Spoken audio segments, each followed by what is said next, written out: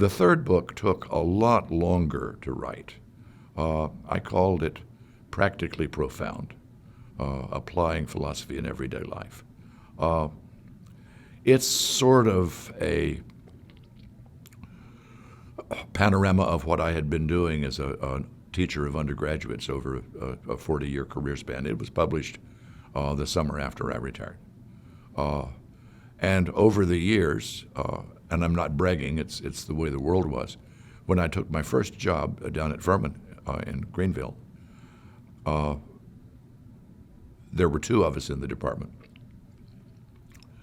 The chair wrote the schedule, and the schedule that I got my first year was a 15-hour load. That was 5 3-hour courses in the fall, 5 distinctly different 3-hour courses in the fall, and then 5 more in spring. And so I taught 10 different courses in my first year. That led me many, many years later when I've been asked many times, well, what do you do as a philosopher in your department? And I say, well, in a small philosophy department, you're called an utility infielder. You do whatever needs to be done.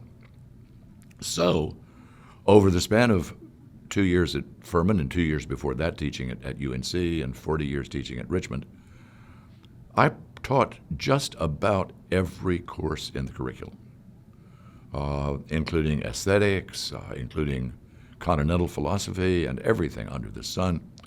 Some of it I taught because I loved it. Some of it I taught because it had to be done. And so what I did when I wrote Practically Profound was to try to distill that down, not in terms of schools and history, but in terms of issues, and lay out the issue and what are the matters that are at stake and how can we get a handle on this. And then how can we apply it back to that work ethic and practicality? How can we apply that in our day-to-day relationships with each other and in our day-to-day work? That has not been wildly successful in the way that the tapes for the teaching company have been.